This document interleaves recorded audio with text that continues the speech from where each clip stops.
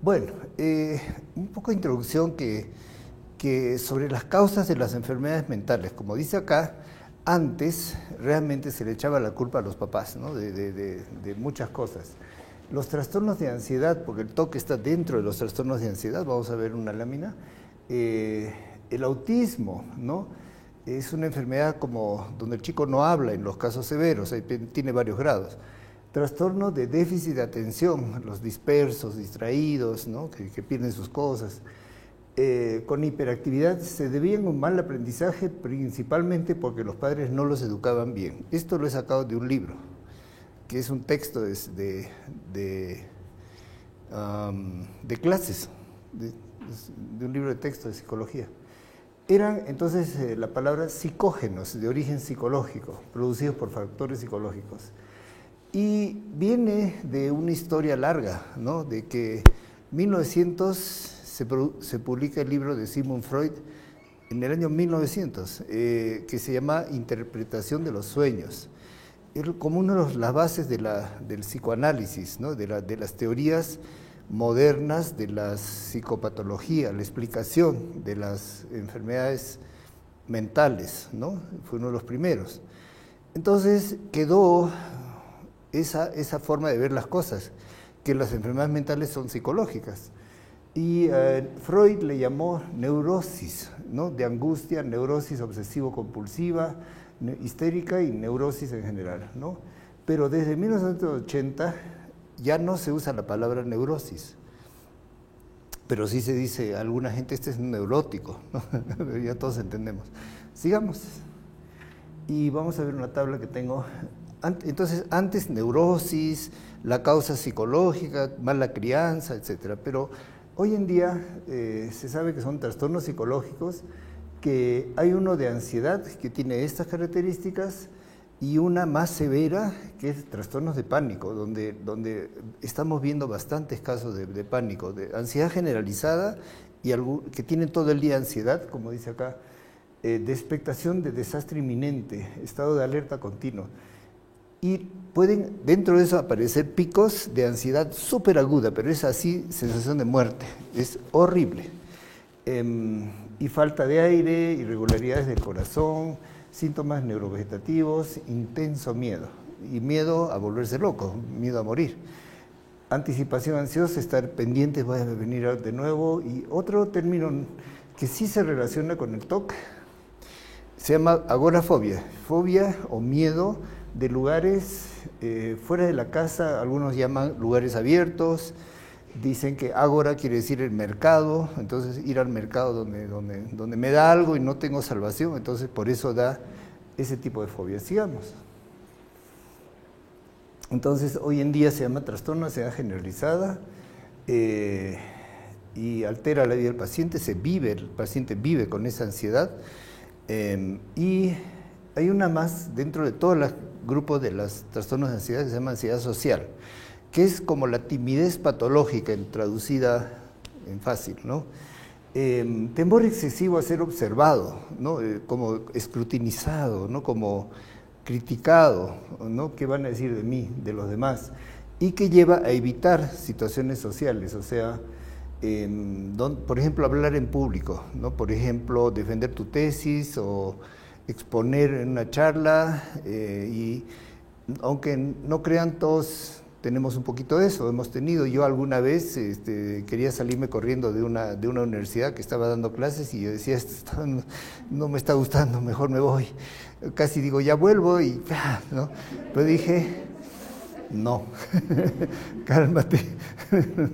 Entonces rebajé la ansiedad y les dije, bueno, ¿y qué han llevado hasta ahora? Ustedes cuéntenme. Entonces empezamos a dialogar y ya la cosa se más fácil, ¿no? Sigamos.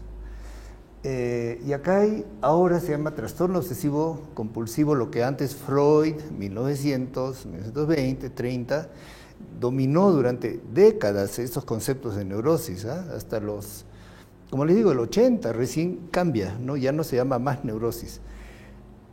Es un trastorno mental caracterizado por obsesiones y compulsiones, que son obsesiones, las ideas no deseadas o repetitivas, ¿no? Que preocupa a una persona, y compulsión es sentimiento de estar obligado a hacer algo. Incluso prefieren no hacerlo, como lavarse las manos, pero como hay otros, ¿no? Como muchos ejemplos, la verdad, como tocar repetidamente algo, o rezar, ¿no? Simplemente rezar 100 veces algo, o no sé, Estefanía, depende, me puede ayudar. Hay muchos ejemplos de obsesiones y compulsiones, cada persona tiene la suya, pero tengo una lámina donde hay los tipos de obsesiones y compulsiones. Sigamos. Entonces, según la historia, en la siguiente vamos a ver de nuevo lo que es las neurosis, ya que está. En el año 1880 se hablaba de neurastenia, neurosis fóbica, y algunos términos, fíjense que desde entonces siguen hasta ahora, este es el año. Freud les decía 1926, neurosis de angustia, neurosis fóbica, neurosis obsesiva en rojo, que se volvió TOC, trastorno a partir de 1980, y sigue siendo TOC hasta ahora, pues, ¿no? Y neurosis histérica ya no se usa mucho ese término, la histeria, pero sí se dice es una persona histérica, ¿no? Entonces se quedó, pues. Trastornos histéricos pueden ser disociativos o conversivos, hay mucho más que hablar de acá. Esta es la ansiedad generalizada, la que te agarra y es todo el día.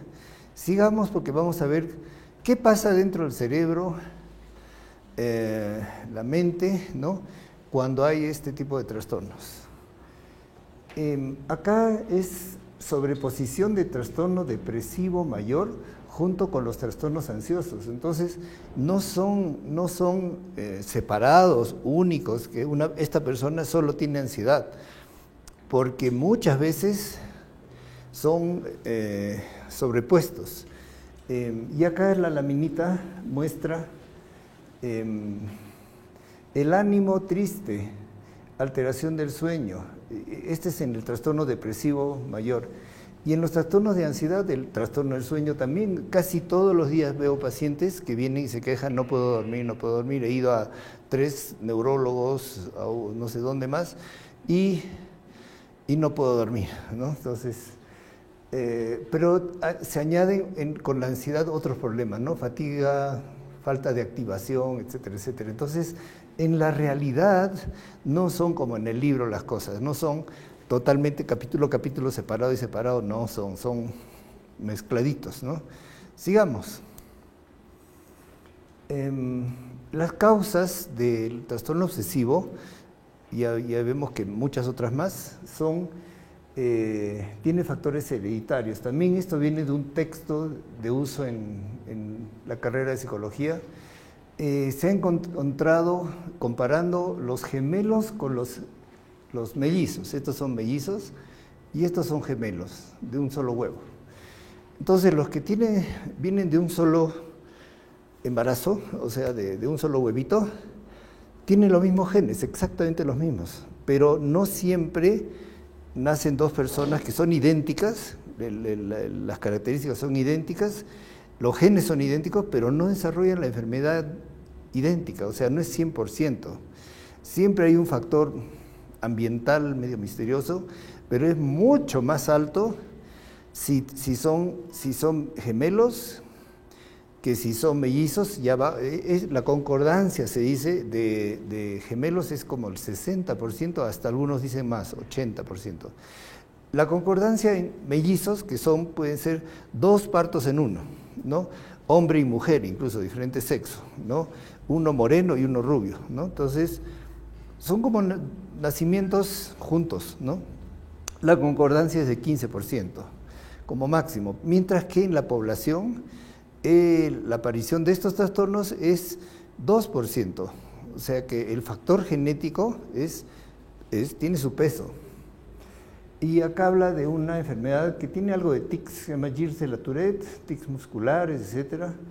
Y las personas con trastorno obsesivo compulsivo también pueden tener tics, o sea, de movimientos anormales. Sigamos. Acá vemos una lámina porque entramos a la parte más clínica, más biológica, ¿no? Entonces el cerebro, y acá abajo ven el riñón. Y lo que es interesante acá es estos dos términos, el núcleo amigdalino, que también le llamo la amígdala. y este es el hipocampo. Son partes que están bien juntas aquí. Este tiene que ver con el control y el registro de las emociones. Si tú comes algo, un rico chocolate, esta parte se va a prender, va a hacer fiesta, va a estar feliz. Y esta parte se va a acordar qué color tenía, qué marca era, cómo olía, etcétera, etcétera. Todos los detalles, ¿no? La parte que se llama el hipocampo, de la memoria. Entonces se juntan, ¿no? La memoria con la emoción, en esta forma. Están aquí juntos y además en esta lámina aprovechamos de decir que la ansiedad y angustia liberan hormonas. Acá dice estrés y esta es una parte del cerebro que se llama hipotálamo que controla hormonas, sistema vegetativo, realmente hace muchas funciones y al controlar hormonas tiene que ver con esta, que estimula la liberación de cortisol, que es la hormona del estrés, ¿no? Hipercortisol. Sigamos. ¿Tiene que ver con el trastorno obsesivo? Sí, vamos a ver. Y aquí ya se ve más el afecto del miedo, la amígdala. Entonces, los sentimientos de miedo están regulados por conexiones que se conectan entre este lugar que es de las emociones y esta corteza que se llama del cíngulo y órbito frontal, OFC. Estas tres áreas, no les voy a complicar más, estas tres áreas tienen mucho que ver con la angustia, la ansiedad, el trastorno obsesivo. Y en forma fácil, para después ya mostrarlo nomás así, yo le explico a los pacientes que en el cerebro todos tenemos una área que nos ayuda a enfocar nuestra atención, que es justamente la ACC del cíngulo y la OFC, como estas dos juntas, ayuda a enfocar la atención cuando tengo que enfocarme y desenfocar cuando ya no, pues, o sea, yo estoy acá dando mi conferencia, pero no estoy pensando en el partido del fútbol del domingo, no voy a cambiarme de tema, ¿no? Estoy enfocado. Sigamos. Entonces, cuando hay esta respuesta de miedo, por ejemplo, hoy día hablé con una señora que me dice que tiene miedo a los temblores, y digo, pues acá casi no hay temblores. No, yo lo siento, me dice, pero yo he vivido en Lima, Perú, y ahí sí hay temblores, así que yo sé lo que es. No, y acá no. Ay, no, me dice, no le quería disminuir, pero esta amígdala se activa cuando hay la reacción de no solamente el gusto, el placer y las cosas que son agradables, sino también principalmente está puesto ahí para protegernos. En la evolución teníamos que tener un mecanismo del cerebro que reaccione con miedo y nos cuide de no meternos en problemas. O sea, si sabemos que el tigre pasó y allá se comió a alguien, yo me escondo, pues, porque puede comer a mí, ¿no? Entonces, sientes miedo, ves el tigre y dices, me escondo, y así, ¿no? Entonces, hay dentro del miedo respuestas endocrinas, o sea, salen hormona del estrés, sale adrenalina, que ustedes saben, y así. Vamos a ver otra. Se activa el corazón, la variabilidad del ritmo cardíaco, y acá hay algo terrible, infarto de miocardio, muerte súbita. He visto una noticia hace 2 días en el periódico de una señorita que fue abusada por, no sé, una persona mayor, y que pasó tiempo y la volvió a ver, y solo de verla se murió, literalmente se murió. Del impacto, del miedo, de la reacción del cuerpo, ¿no? Entonces, en medicina es importante estas cosas porque el estrés crónico y miedo crónico y el trastorno obsesivo que no se cura, ¿no? Activa estos mecanismos de, ahí ven, frecuencia cardíaca, presión arterial, mayor riesgo de arteriosclerosis, isquemia es la falta de circulación, cambios de la presión arterial, disminución de la variabilidad del ritmo cardíaco y llevar al infarto, ¿no? Muerte súbita incluso. O sea que tiene estas cosas de la ansiedad, la angustia, el pánico, las obsesiones, tienen complicaciones muy serias. Volvemos a la amígdala y al hipocampo, que es la memoria, y el otro es emoción, ¿no? Y la ansiedad no solamente es cuando ves el tigre o el micro que te va a atropellar, sino es internamente por los recuerdos, y eso le llaman reexperimentación. Y por eso es que los pacientes que vemos con TOC, cuando se exponen a situaciones, por ejemplo, me voy a mencionar uno que otro caso, había un paciente que tenía la idea de que le puede dar SIDA, y si le da SIDA se va a morir, ¿no? Entonces tenía miedo a morirse, miedo al SIDA, y empezó a generalizar más a miedo a la sangre, todo lo que sea sangre le tenía miedo. Y empezaba a ir por la calle y pasaba por una mancha en el piso y decía, eso es sangre. Uf, ya se ponía mal, ¿no? Y se ponía pero muy mal. Y empezaba a hacer rituales y cosas, ¿no? Y así. Entonces, ese es un ejemplo de reexperimentación en base a lo que me acuerdo o un estímulo que veo, ¿no? Sigamos. Y acá muestra que la amígdala se relaciona, que está al medio, de rojo, con muchas áreas del sistema nervioso, y esta parte de acá es la parte del autocontrol, que les decía que todos pasamos miedo de alguna situación, de alguna forma, pero lo controlamos, si no, no saldríamos a la calle, no manejarías auto, porque tú sabes que te puedes estrellar o te puede pasar algo, pero lo alejamos, ¿no? Ya no es consciente. En el hipocampo hay memorias, ¿no? Entonces aprendemos a cuidarnos, por decir, ¿no?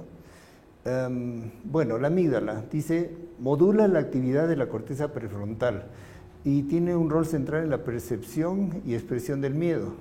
Facilita emisión de respuestas conductuales. Entonces, el paciente cuando tiene TOC, tiene miedo a muchas cosas y no tiene bien activado el mecanismo de control, o sea, de autocontrol, ¿no? Y cuando se le hace el tratamiento, se baja esa hipersensibilidad y aprende a vivir como los demás sin reaccionar así, ¿no? Sigamos. Esta es una imagen de cerebro, la parte de hormonas, sigamos nomás. Acá hay una definición de nuevo que habla de que el TOC puede ser solamente pensamientos, ¿no? De que he ofendido a Dios, de que se puede morir mi mamá, mi papá, mi abuelita, o de que me voy a contagiar algo, cosas así, cada quien. Y eso produce esto que llama acá urgencias irresistibles, o sea, compulsiones, es un sinónimo, ¿no? Es como urgente, tengo que rezar, evitar lavarme las manos. Había una paciente que tenía miedo a la contaminación, que es muy frecuente. Iba por la calle, veía un basurero y se retrocedía y se iba por la vereda del frente o se iba a la otra cuadra y daba toda una vuelta para llegar a su casa. Había otra paciente que parecía muy normal, una señora bien mayor, ¿no? Una ancianita prácticamente. Entonces yo la conocí en una clínica y el profesor que me guiaba me dijo, fíjate este caso, vas a ver qué interesante, te vas a dar cuenta de su trastorno. Y me siento a charlar con ella de lo más ameno, de lo más bien, pero de pronto me dice, doctor, mire por favor, mi frazada está recta, acá abajo, estaba sentadita en su cama, ¿no? Sí, señora Nani se llamaba, como la dueña, jefa de acá. Ya, muy bien. Entonces seguíamos hablando. Doctor, ¿está bien mi frazada? ¿Está recta? Y así, como 5 veces. Me preguntó, repetitiva, era su idea, no podía quitárselo y así. Entonces se dan juntos, suelen darse juntos obsesiones, las ideas irrefrenables, repetitivas y tortura, ¿no? Con el hecho de revisar y de hacer muchas conductas que vamos a ver enseguida. Bueno, ¿qué tan frecuente es este trastorno según Regier? Y esto es un dato de hace muchos años. son en cuanto a la tasa que está acá abajo, ¿no? De frecuencia, el TOC está en el quinto lugar con un 1% más o menos, y la fobia y distimia son los más frecuentes, ¿no? La fobia es el miedo irracional, ¿no? A cosas, por ejemplo, a las arañas, a la sangre, por ejemplo, a los cuchillos, y hay muchas fobias, ¿no? Pero siendo tan frecuente, no es que llega mucho. La gente lo tiene una época y se le va. Sigamos, por favor. Entonces, acá sí tengo un resumen de tipos de TOC, ¿no? Como en la película Toc Toc, cada uno de los personajes que entra a la sala de terapias tenía un tipo de TOC, y eso es lo interesante de la película. Algunos tienen inseguridad, no dudan si sacaron la llave, cerraron el gas, etcétera, o chequeadores que están muy cerca, ¿no? Si está bien la sábana, la frazada. Y acá hay cosas que yo no lo había pensado como parte del TOC, pues están estos que se llaman acumuladores o atesoradores, ¿no? Que no pueden botar cosas porque les da una ansiedad terrible. Hay en televisión, en no sé, uno de los canales, una serie de acumuladores, ¿no? Y uno lo ve y no puede creer, ¿no? Que la gente le dice, ya le hablan, le explican, la acepta, que boten la basura, y el día que la van a botar hacen una pataleta, un drama, se quiere morir, ¿cómo más hay que inyectarlos, ¿no? Entonces, ordenadores. Hay gente que tiene un tipo de TOC que le gusta la simetría, el orden, la perfección, que todo esté bien, etcétera, etcétera. Y siempre cuento esta anécdota. Me mandaron a un gerente de una empresa de autos, taller de autos, y viene enojado, ¿no? Entonces, ¿y por qué? Porque el gerente me ha mandado, me ha dicho, toma vacaciones y venga con el alta del doctor López Hartman. Y por eso estoy acá, así, ¿no? Así. ¿Y por qué? Le digo, ¿qué ha hecho? ¿Qué ha pasado? Yo pensé alguna barbaridad, una cosa así. Y no se daba cuenta. Y me dijo, bueno, debe ser porque bueno, soy el primero en llegar al taller y el último en irme. ¿Y a qué hora llegas? A las 7, 6:30, 7. Él abre el taller y a las 11 de la noche se va. Y me dijo, pero yo creo que ha sido la metida de pata, porque el otro domingo le he mandado un email a mi jefe a las 2 de la mañana. Entonces, y resulta que no era el único email, le empezaba a mandar mails a todo el mundo, había que hacer esto, que ni hizo esto, que no sé qué, empezaba a dirigir, controlar, ya exageradamente. Entonces, cuando el jefe vio que este ingeniero nunca había tomado vacaciones, 5 años, estaba cada vez de mal carácter, se peleaba exigía la perfección en todo el mundo, es decir, ya se volvió un chinchoso, pues, ¿no? Chinchoso. Entonces le dijeron, vacaciones, vaya al psiquiatra, y hablamos, lo mediqué un poco, y al mes estaba más tranquilo. Entonces, y acá este es un ejemplo, ¿no? Los lavadores es muy frecuente. Hay una señora que hemos tratado que felizmente ha mejorado gracias a encontrar la dosis adecuada, ¿no? Y ha venido antes de ayer mucho, mucho mejor. Cuando yo y la psicóloga nos agarramos la cabeza y decimos, ya no, ¿qué vamos a hacer ya con esta? Ya no sé. Bueno, pero sigamos, mejoró. Trastorno obsesivo compulsivo, entonces, esto es mirado de otra forma, tal cual está en la clasificación de psiquiatría americana, dice obsesiones que son ideas, pensamientos, imágenes recurrentes, persistentes. Intrusivo es una palabra que hay que saber acá, que se te meten sin que quieras, ¿no? Y sin sentido, incluso son totalmente ilógicas, ¿no? Que si yo hago esto acá, afecta a Dios allá, cosas lógicas, que el paciente trata de suprimirlos, pero no puede, y reconoce que estas obsesiones, ideas, son producto de su propia mente, y las compulsiones serían ya los actos repetitivos, voluntarios, intencionales, como evitar la basura, ver sangre o cree que es sangre y se sale corriendo y así, ¿no? En fin, en respuesta a la obsesión, ¿no? Y hacer compulsiones que tienen el fin de neutralizar o disminuir, porque si yo lo hago 10 veces, 100 veces, etcétera, toco la puerta así cada vez que voy a salir, ¿no? Y no pasa nada, etcétera. Entonces, y sabe que son excesivas y razonables. Sigamos. Y esto es lo que se llama la prevalencia, se le dice, ¿con cuánta gente tiene esto actualmente? Y es bien variable, de 0,9 a 2,2. ¿A qué edad empieza? Entre los 10 y 23 años. 10 años, bien chiquitos, ¿no? Puede empezar muy, muy temprano. Y llega a ser la 10ª causa de discapacidad. Y esta es la mala noticia de este trastorno no tratado. Como vamos a ver un caso histórico, ¿no? Que tuvo el trastorno severo, todas las oportunidades de curarse, pero no lo hizo. Y siendo tan como frecuente, severo, que produce discapacidad, solamente 1 de cada 5 recibe tratamiento. Y eso es por falta de educación. Ahora, yo encantado de hacer un poco de diálogo con ustedes, responder preguntas, lo dejamos para después, ¿ya? Anótense sus preguntas, sigamos.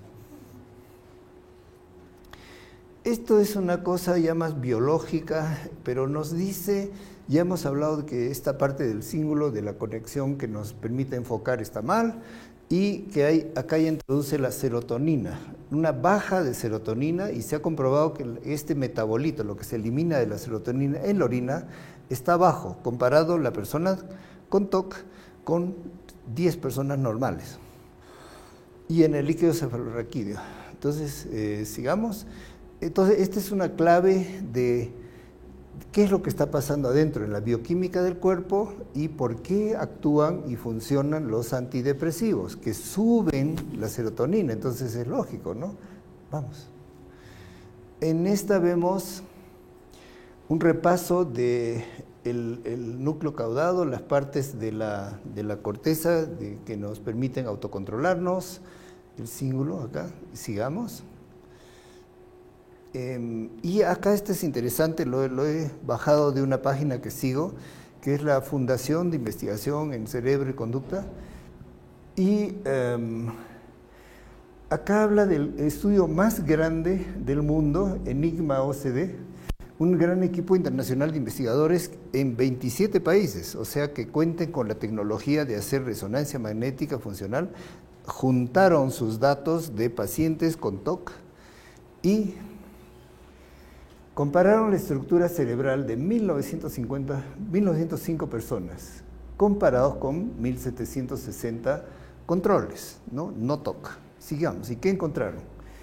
Esta es una forma de ver, pero no es resonancia magnética, este es en Chile, Clínica Las Condes, NeuroSpect.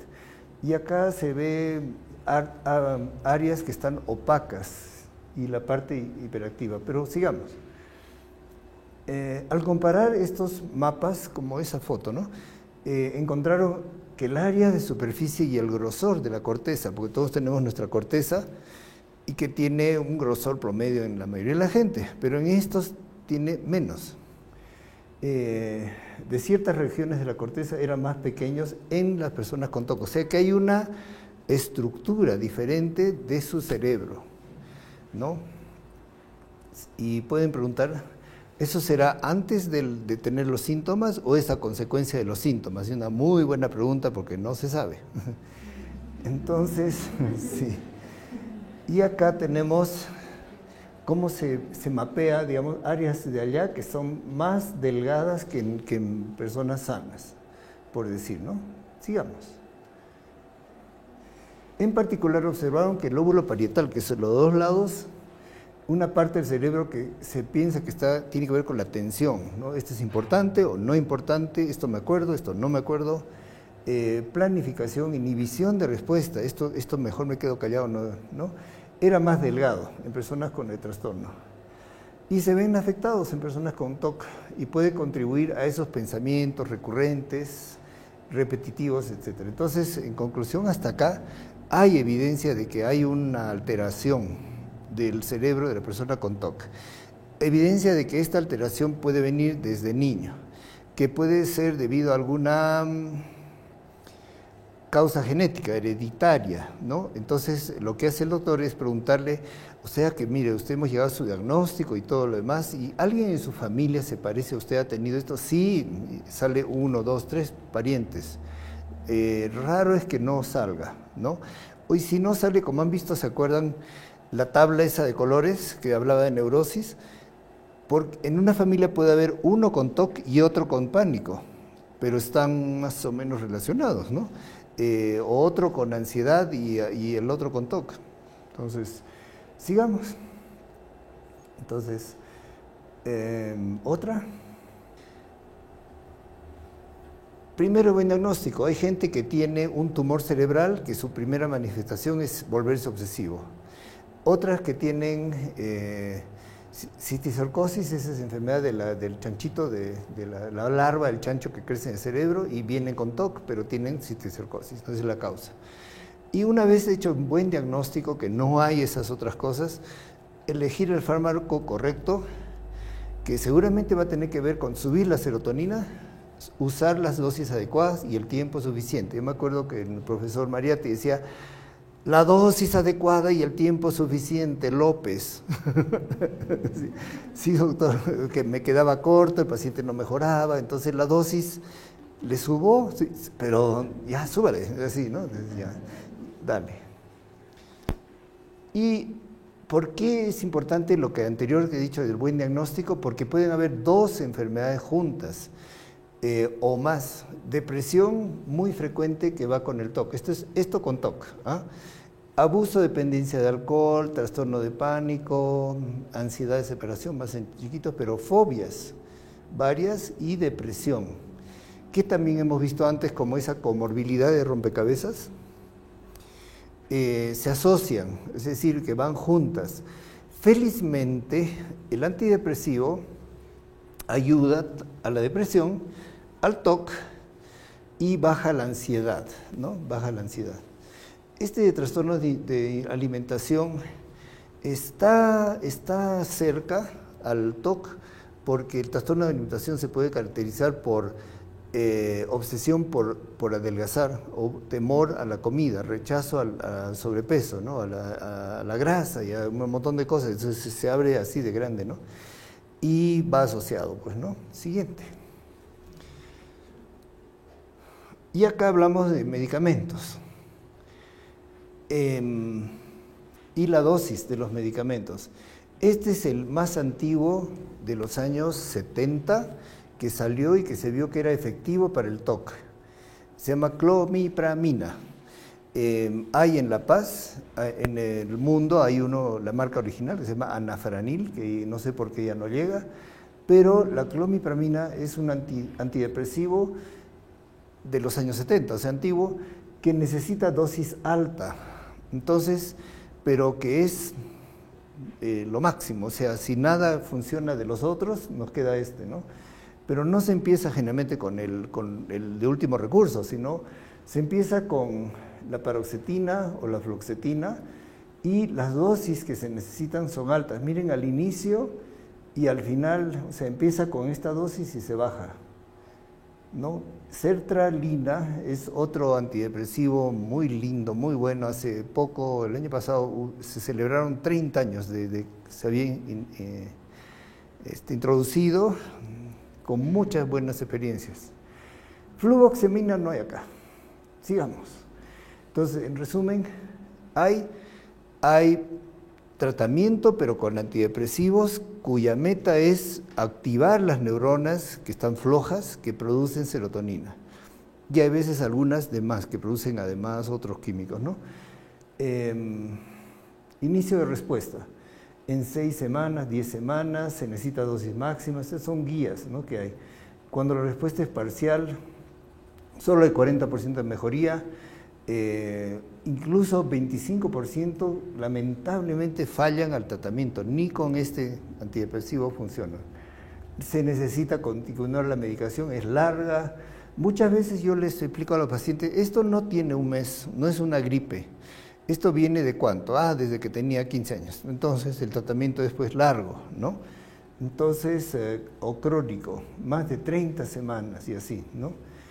Y hay que disminuir poco a poco, ¿no?, las dosis de antidepresivos en particular. Otra. Acá se han hecho estudios de terapia cognitiva conductual y mixta con antidepresivos y se ve cuál es el resultado. Yale Box. Y Box es un tipo de escala que usan los psicólogos para medir el grado del TOC específica. Yale Brown, por eso se llama Yale Box Scale. Siguiente. Acá, usando esa escala, y se compara la efectividad de los antidepresivos y se ve una cosa muy interesante. Comparado con solamente pastillas de azúcar, ¿no? O de almidón, los 3 antidepresivos o el antidepresivo en dosis crecientes, especialmente 60%, 60 miligramos, da mejor respuesta. Entonces se ha probado eso, ¿no? ¿Cuál es la dosis adecuada para eliminar los síntomas? Generalmente son 3 pastillas de fluoxetina. Dale. Y como yo le digo a los pacientes, si tú no mejoras, no es tu culpa, es mi culpa. Porque no te estoy dando, como les he dicho, la dosis adecuada y el tiempo suficiente. Y acá se ven las dosis, ¿no? El porcentaje de personas que responden, 50% con fluoxetina, entre 60 y 40, parece que da igual. Y placebo, solo con pastillas de azúcar también mejoran un grupo. Sigamos. Bueno, entonces acá hay una pregunta que yo mismo me hago, ¿no? Hay un trastorno de personalidad que se llama la personalidad obsesiva, obsesivo-compulsiva. Desde este año, 2022, en enero, ya se deja de usar ese término, no sé si sabías, ya no se usa personalidad esta, la otra, histriónica, antisocial, etc. Ahora se habla de la adaptación a su medio. Bueno, pero se sigue teniendo el concepto, van a pasar años a que cambie, y la personalidad es un continuo a lo largo de la vida. Yo soy como soy, creo que he sido como soy desde chico, y la probabilidad es que sea igual dentro de unos años. En cambio, si me da una enfermedad, me da un TOC, es transversal. Empieza un día y otro día ojalá que termine. Sigamos. Ya estamos terminando. Entonces, acá tengo un caso de una chica, Marisabel, que no se ve, pero esta es una escala de personalidad, donde hay varios tipos de personalidad, y ella tenía TOC, pero no tenía trastorno obsesivo. O sea, está debajo de la línea de corte. Otra. Y para terminar, un caso histórico, Howard Hughes. Es muy conocido en Estados Unidos, y este es un caso de la revista canadiense de psiquiatría, y habla del dilema de Howard Hughes, la conducta paradojal en trastornos compulsivos.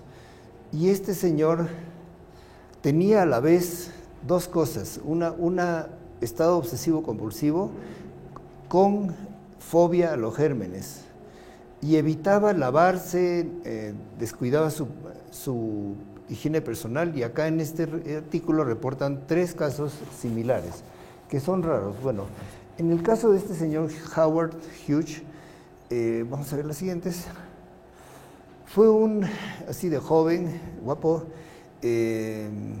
estudió ingeniería y empezó a trabajar. Su padre vivió en Texas, donde descubrieron petróleo, y él se fue más allá, vio tierras y las compró por $2, y luego las vendió en cientos o miles de dólares, ¿no? Porque había petróleo, ¿no? Entonces hizo fortuna, y el padre se murió. Entonces Howard heredó plata, entonces empezó a hacer su vida, ¿no? Él quería hacer muchas cosas, sigamos, y ya cuando murió, en el año 76, bueno, yo creo que antes que muera, porque él murió en un estado lamentable.